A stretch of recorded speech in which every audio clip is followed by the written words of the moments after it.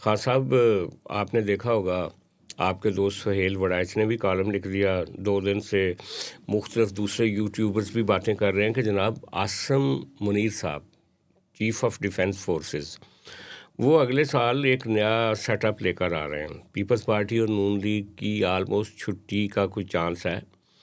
कुछ खबरें तो ऐसी हैं कि हो सकता है कि वो ये सिस्टम ही लपेट दें, और कुछ खबरें ऐसी हैं कि कोई कुछ ना कुछ ऐसा करने जा रहे हैं जिसके नतीजे में वो चाहते हैं कि ये जो ख़त्म हुई हुई कमज़ोर हुई हुई पार्लियामेंट की वजह से चीज़ें रुकी हुई हैं ना, इसको और ज़्यादा इस पार्लियामेंट से जान छुड़ाई जाए और वो सारे मामलात किए जाएं, क्योंकि उनका ये ख्याल है कि अगर आलमी सफारतकारी के सारे मामलात भी उन्होंने देखने हैं और इमरान ख़ान को भी उन्होंने रोकना है और सियासत भी उन्होंने ही सीधी करनी है, तो फिर इनकी क्या ज़रूरत है।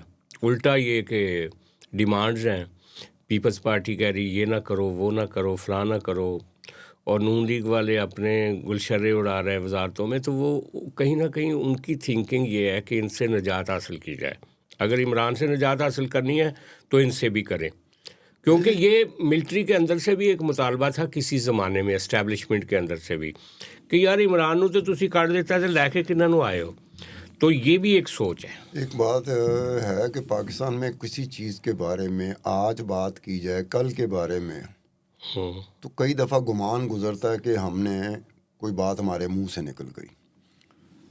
लेकिन साथ साथ ये भी है कि पाकिस्तान में ऐसा ही होता है कि एक दिन पहले, एक रात पहले हमें नहीं पता होता। हमें से मुराद है मीडिया को भी नहीं पता होता, अगले दिन वो हो जाता है। तो ऐसी कोई सूरत हाल हुई तो हमें पता चल जाएगा, ऐसी कोई सूरत हाल बनती है तो वो हमारे सामने आ जाएगी। उसके होने से पहले ये बात करना कि जी वो ये सोच रहे हैं, जिनकी सोच की वजह से तब्दीली आती है। अब वो जो सोच है, उस सोच में बहुत सारी चीज़ें होती हैं, एक चीज़ नहीं होती। वो अपना कंटिजेंसी प्लान जब बनाते हैं ना, तो कंटिजेंसी प्लान में एक चीज़ नहीं होती। कंटिजेंसी प्लान में उनके बहुत सारी चीज़ें होती हैं। ये कर लो, ये ना हुआ तो ये कर लो, ये ना हुआ तो ये कर लो। इस तरह से पैरेलल बहुत सारी चीज़ें चल रही होती हैं। कई दफ़ा होता है कि 2023 है या 2025 है, 2025 में एक चीज़ उनकी सोच में है, 2029 आ गया, वो चीज़ नहीं हुई, या उन्होंने समझा कि इसकी ज़रूरत नहीं है, या ये हम नहीं करना चाहते, या हमसे हो नहीं सका। बहुत सारी चीज़ें होती हैं। मिसाल के तौर पर इमरान ख़ान वज़ीर आज़म है, GHQ में एक फंक्शन है, ऐसा फंक्शन है जिसमें तमाम मीडिया को बुलाया था। मैं GNN का ब्यूरो चीफ था उस इस्लामाबाद में, मुझे ही बुलाया गया। हामिद मीर ने भी GNN ज्वाइन किया हुआ था, हामिद मीर को ही बुलाया गया। इस तरह जितने एंकर थे, बड़े बड़े एंकर थे, सबको बुलाया गया। हमने क्या देखा होगा GHQ में, जब Qamar Javed Bajwa chief of army staff था और इमरान खान प्राइम मिनिस्टर था, तमाम जो पॉलिटिशियन थे ऑपोजिशन के, उनको भी बुलाया गया था। वहाँ हम क्या देख रहे थे, बड़ी बड़ी स्क्रीनें लगी हुई थी कि बाहर जो आता था, पॉलिटिशियन आता था, जिसको रिसीव करते थे फौजी, वो भी हमारी आंखों के सामने था कि किसको कैसे रिसीव किया गया। शहबाज शरीफ को ऐसे रिसीव किया गया कि सज्जाद साहब, आपने पहले भी बताया, ईमान से हमारी हंसी निकल गई कि इस तरह से रिसीव किया जाता है। ये कितनी मरतबा पंजाब का चीफ मिनिस्टर रह चुका है, अंदर ला के उसे कुर्सी पर बिठा दिया गया। बिलावल भुट्टो को जिस तरह रिसीव किया गया ओपोजिशन लीडर्स में से, वो हमारे लिए झटके की बात थी।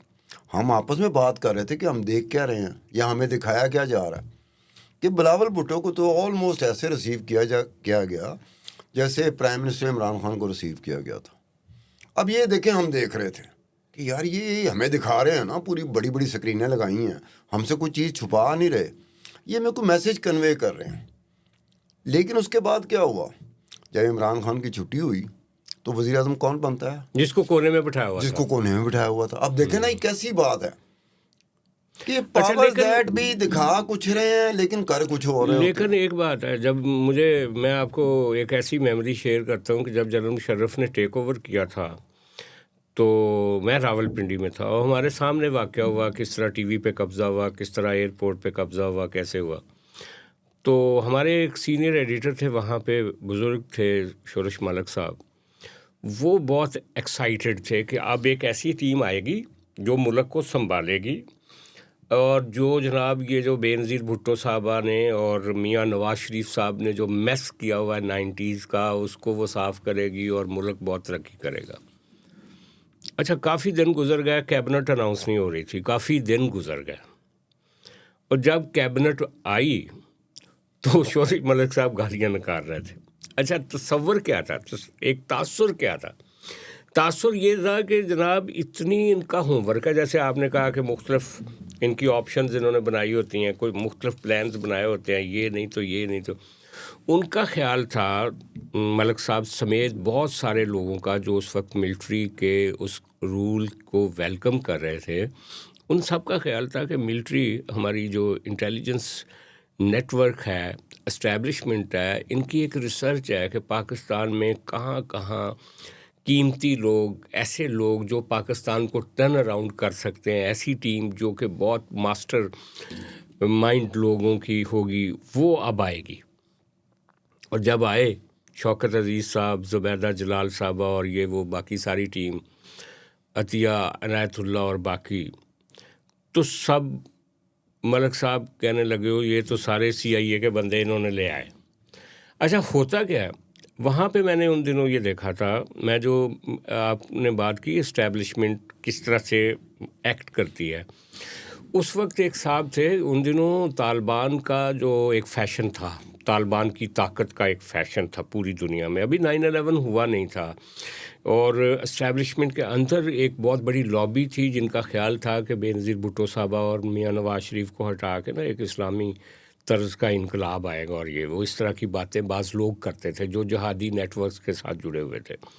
तो हमारे एक दोस्त थे जो इंडस्ट्रियलिस्ट, जो मतलब कारोबारी थे इस्लामाबाद में, लेकिन वो जहादी तंजीमों के सेमिनार्स को फ़ंड करते थे। सेमिनार होते थे, मुफ्ती शामज़ई आते थे, हमीद गुल साहब, उनके सेमिनार्स को फ़ंड करते थे। तो वो कहने लगे कि अब वक्त आ गया सजाद साहब कि जितने CIA के लोग हैं ना पाकिस्तान में काम कर रहे हैं, उनको चुन चुन के निशाना बनाया जाएगा, और अब ये कौमी नेशनलिस्ट लोग, जो इस्लामिस्ट नेशनलिस्ट लोग, उनके अरूज का टाइम है ये। लेकिन हुआ क्या कि NGO सेक्टर से 4-5 लोग आ गए, जिनमें संगी के जो थे असगर खान साहब के साहबजादे उमर असगर खान, अतिया अनायतुल्लाह, वो भी सिविल सोसाइटी से आ गई, ज़ुबैदा जलाल की एक NGO थी कोयटा में, वो भी आ गई, इस तरह बहुत सारे लोग आ गए। और जो टेक्नोक्रेट्स आए, बाज़ लोग जो कैबिनेट्स में एडवाइज़र्स बने, वो तो सारे, कुछ लोग तो डायरेक्ट अमेरिका से आए थे, और तो वो सारे लोग जो थे ये अपने घर से नहीं निकलते थे बाद में, जो इस्लामी इनकलाब भी थे।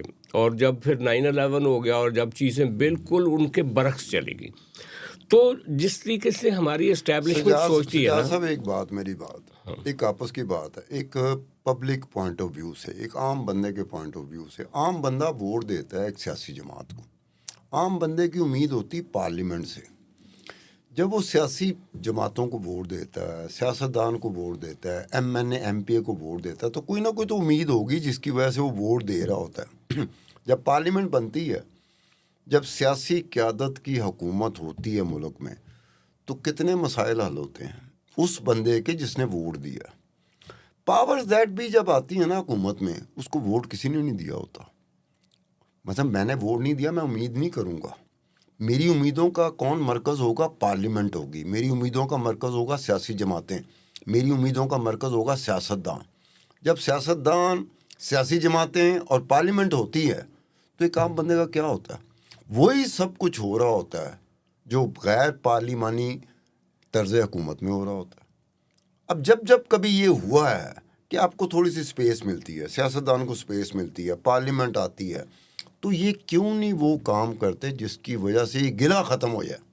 अब क्या होता है, नवाज शरीफ को एक तरफ रख लें, इमरान खान को एक तरफ रख लें, इस एक वक्त में देख लें आप, पिछले कई सालों से देख लें, कितनी गालियाँ निकाल रहे हैं एक दूसरे को, नहीं नहीं एक के पास पार्लियामेंट थी और दूसरे के पास भी पार्लियामेंट थी, एक की हुकूमत थी दूसरे की भी हुकूमत थी, एक को वोट मिला था दूसरे को भी वोट मिला था।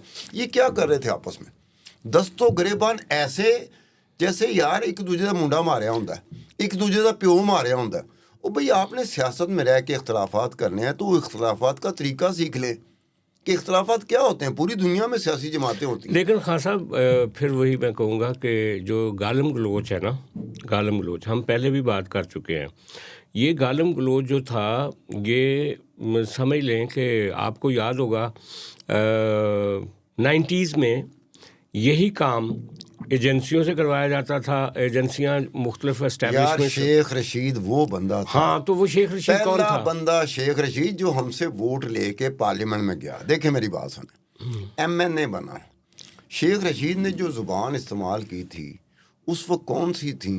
ख़वातीन थी जो इक़्तिदार में थी। बेनज़ीर भुट्टो प्राइम मिनिस्टर, बेनज़ीर भुट्टो की वालदा मोहतरमा नुसरत भुट्टो सीनियर मिनिस्टर। शेख रशीद जलसों में वो बात ज़ुबान इस्तेमाल करता था जो हम जैसा जो रिपोर्टर जो कवरेज कर रहा होता तो उसे शर्म आती थी कि यार ये पार्लियामेंटेरियन ये लफ्ज़ इस्तेमाल कर रहा है। तो अभी शेख रशीद अभी रिसेंटली इमरान खान के ज़माने में बिलावल भुट्टो के बारे में किस तरह की गुफ्तगू करता था। अच्छा खैर, एक बात इमरान खान के दौर में वही शेख रशीद जो नवाज शरीफ के साथ मिल के बेनज़ीर भुट्टो और नुसरत भुट्टो को गालियाँ देता था, वही शेख रशीद इमरान खान की हुकूमत में आके तो नवाज शरीफ, शहबाज शरीफ और इनकी फैमिली को गाली देता था। हाँ, अब लेकिन देखो ना, ये इसको आप कोई भी नाम दे दें, मुकाफात अमल कहना जो भी कहें, जो भी कह रहे हैं